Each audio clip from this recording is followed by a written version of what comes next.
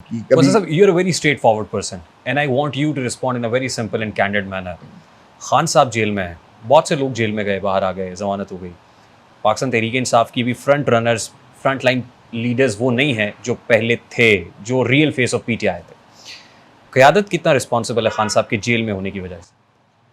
देखें, एक बात मैं आपको बताऊं, या भुट्टो ने इलेक्टेबल्स को ख़त्म कर दिया था 1970 के, आप इलेक्शंस में देखें, उसने खंबे को वोट दिया था, खंबा जीत गया था। नौकर को वोट दिया था, नौकर मालिक के मुकाबले में आपका जीत गया। निशान क्या था? इसमें जी। मेरा के था बिकॉज बल्ला तो हमसे छीन लिया था इन्होंने। मैंने लिखा था कि पाकिस्तान तहरीक इंसाफ का मैंने ठीक। NA122 से साद रफीक के खिलाफ था। साद रफीक के अगेंस्ट आप जीते। जीता 45,000 वोटों से जीता। अच्छा, बाहर क्या, तो मेरा के था कि वो चूँकि पढ़ी लिखी जो ख़वातीन नहीं थी ना, तो वो उनके जो है वो उन्होंने मुझे बताया कि हमने निशान पर लिख देते थे कि ये है symbol. It was not an easy election, but nevertheless लोगों ने दिल से दिया था। और ये मुझे कोई ऐसा वो गलतफहमी नहीं है कि ये सारा मेरा वोट था। हो सकता है मेरा 2-4%, 5% कोई वोट हो जो पढ़ा लिखे लोगों को जो है अट्रैक्ट सर, किया हो। Credit goes to Imran Khan. It was Imran Khan, definitely. Imran Khan की वजह से, आई मीन आप तो उसके साथ खड़े हुए हैं, साबित कदम है। इमरान खान की वजह से बहुत से लोग पार्लियामेंट में गए। मतलब आप तो पहली बार नहीं गए, आपने बहुत सारे मैं ओहदे 2 दफा सेनेटर एंजॉय किए हैं 10 सर। साल से मैं एंजॉय किया ना सर। गवर्नर रहा मैं सारा कुछ। सर, बहुत से लोग इमरान खान की वजह से ये गए, ठीक है। लेकिन उसके बाद इमरान खान को डॉज किया। अच्छा, क्या इमरान खान के जेल में होने की वजह पाकिस्तान तहरीक इंसाफ देखें, की ये लीडरशिप है? पहली बात, जिस तरह मैंने अभी वो कंप्लीट नहीं किया था, जी। या इलेक्टेबल्स खान ने आके ख़त्म कर दी है। जिसने खान को छोड़ा है, खटक का हाल देखें, डिप्टी गिना जाता था। जी जी जी। तरीन का हाल देखें, डिप्टी वो भी बड़ा इम्पोर्टेंट था, गिना जाता है। खान को छोड़ा तो क्या हाल हुआ। और अल्लाह हाज़िल क़यास, जिन लोगों ने इमरान खान को डिच करके या छोड़कर या एस्टेब्लिशमेंट के दबाव में या जो भी ये धौंस धमकी, क्योंकि ये तो इस वक्त जो दौर चल रहा है, ये ज़र और ज़ोर पर चल रहा है। ये हुकूमत कोई लोगों की जो है ताकत से नहीं चल रही है। अच्छा, खान ने इलेक्टेबल्स को जब ख़त्म कर दिया, अब वो जिसको भी टिकट देगा, जिसको भी टिकट देगा, उसको कोई मोहताजी नहीं है, यकीन करें।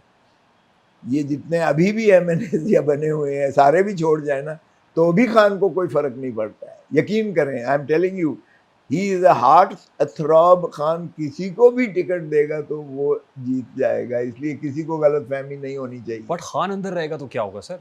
देखिए, खान नवंबर में बाहर आ रहा है। आपको किसने कहा है? खान ने 1.5 साल गुजार लिए हैं जो मुश्किल थे उसके दौर के, और वो मुश्किल भी इसलिए थे कि एस्टेब्लिशमेंट चाहती थी कि ये जो यतीम है, अब इनकी हुकूमत तो है नहीं, इनको इंस्टॉल किया गया है, इनके साथ जो है वजीर ख़जाना इनको ला कर दिया गया, IMF से या वर्ल्ड बैंक से या जो भी है ताल्लुकात बाहर से, उसको ला कर दिया गया। हम हमेशा एस्टेब्लिशमेंट यही करती है, कभी शौकत अजीज़ को लेकर आ जाएंगे, कभी आप जो है मोइन कुरैशी को लेकर आ जाएंगे, कभी आप किसी और को जो है लेकर बाहर से आ जाएंगे। ये एस्टेब्लिशमेंट का मानक हुआ ये एक स्टाइल है।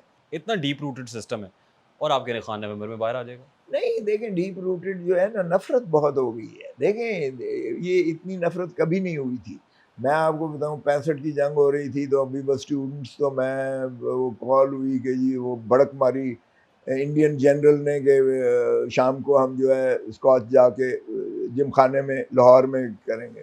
हम हरबंसपुरा एयरपोर्ट पहुँच गए, अपना सॉरी बॉर्डर पे पहुँच गए। हमने कहा जी बंदूकें दो, हम जाके लड़ते हैं। How dare the bloody Indian general proclaim that he will go and have scotch in gymkhana Lahore में जाके करेगा। हम वो कहें अल्लाह का वास्ता ये वापस जाओ, बंदे से पुत्र सर, बनो। तो उसी स्टूडेंट्स हो ना सर, आज तो बुरहान इंटरचेंज क्रॉस नहीं करते, आज सुन वो लो ना, वापस चले जाते हैं ना नहीं सर। भाई, नहीं, वो वो स्वाबी देखें, से चलते हैं। नहीं, वो हटाते नहीं बिकते। वो यार जज्बा, ये डॉग फाइट आपने देखा यहाँ, जब ये ऊपर से स्ट्रैफिंग होती थी तो ये जो है सायरन बजते थे और कहते थे कि बंकर्स में चले जाओ, और लोग लाहौरी जो है खड़े होकर नारे मारते थे अल्लाह अकबर के, और नारे मारते थे और कोई अंदर नहीं जाने। ये एक जज्बा था, फौज के साथ भी मोहब्बत थी, वतन के साथ भी मोहब्बत थी। जिस तरह आपने चीफ जस्टिस को देखा कि एक डोनाल्ड वो लेने के लिए, एक डोनट लेने के लिए गया, उसका क्या हाल किया। और ये सियासतदान बगैर गार्ड के, बगैर वर्दियों के, ये बगैर एस्कॉर्ट के, बगैर डालों के, बगैर पुलिस या रेंजर के ये जाके अपने हल्के में नहीं जा सकते। ये रवायत द अच्छी है। People hate them because this is a social boycott by the people of Pakistan. You see, you cannot survive and sustain, a country cannot sustain with this type of a hatred. So इनको भी एहसास, इनके अंदर भी जाहिर है कि ये पाकिस्तानी है, इनकी फैमिलीज है, ये इनका सोशल जो है कॉन्ट्रैक्ट्स हैं। बट सर एक तासुर है कि अखलाकी फैब्रिक को तो बिल्कुल निस्तो नाबूद करके रख कर दिया दिया। पाकिस्तान तहरीक इंसाफ ने। नहीं, जस्टिस इन्होंने काजी फाइजीसा के साथ लंदन में जो कुछ किया, क्या ख्याल है, क्या करते? Was it the right way sir? Was it the wrong way? Has he done the right thing? Did he do the right thing? मुझे बताएं, मैंने बीबी शहीद को कहा जब 13वीं तरमीम बीबी ने की, बीबी को 17 सीटों पर नवाज शरीफ ने लाके खड़ा कर दिया। नवाज शरीफ ने क्या किया, फारूक लगारी के साथ जो है साजिश करके और उस वक्त के जो है चीफ जस्टिस सजाद अली शाह को गैंग अप करके और आर्मी चीफ के साथ मिलकर बीबी को 58(2)B से निकाला गया। इसकी पटिशन होती है बीबी की, ये आखिरी वक्त तक जो है ये लटकाता है, सजाद अली शाह डिसमिस करता है, स्पेस कैंपेन की भी नहीं मिलती है। 14 सीटें सिर्फ सिंध से बीबी जीतती है एमएनए की, आप अंदाज़ा करें। She joins the opposition leader बन जाती है। ये बीबी ने 58(2)B की जब 13वीं तरमीम 58(2)B को ड्रॉप किया, बिकॉज नवाज शरीफ अगेन वो अपने मौसम को भी खुश है, नवाज शरीफ हमेशा स्टैप करता है। तो ये 58(2)B की तरमीम मंजूर करवा कर तो लगारी के पास चोटी जाके उससे असेंट लेता है, विच मीन्स लगारी फारूक लगारी फारिग, because then he had no. सुने ना, 14th अमेंडमेंट की बात कर रहे हैं। 24वीं तरमीम जो है डिफेक्शन की थी।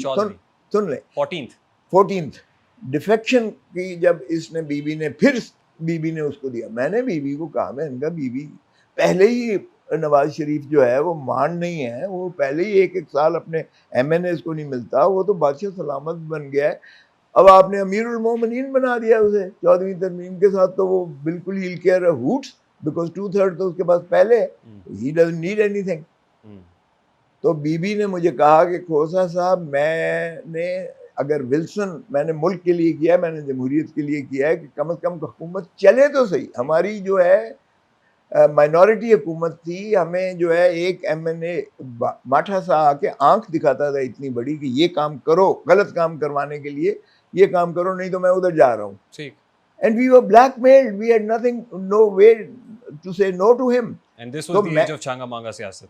छांगा मांगा। बीबी ने फिर कहा कि मैंने उसको छांगा मांगा सियासत को बंद किया है, मैंने जो है बैक स्टैबिंग को बंद किया है, मैंने वो मंडी जो है खरीदो फरोख्त की, पार्लियामेंटेरियन की मंडी को बंद किया, वो खरीदो फरोख्त। अब काजी फायजी ने क्या किया, उसी मंडी को खोल दिया।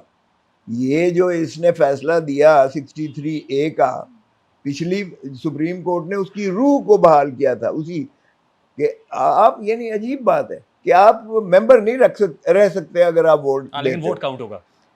ये उन्होंने कहा कि काउंट, इसने कहा काउंट होगा। अब काउंट होने का नतीजा आपने देख लिया 26वीं तरमीम में क्या हुआ। सर मैं तरमीम की हमारे उठाए, बाकियों के उठाए। अग्रीड सर, मैं तरमीम की तरफ आता हूँ सर, लेकिन उससे पहले नवंबर में आपने कहा कि इमरान खान साहब रिलीज हो जाएंगे। मुझे इसके दो पहलू नजर आते हैं। नंबर 1 ये कि 5 नवंबर को यूएस इलेक्शन हो रहा है,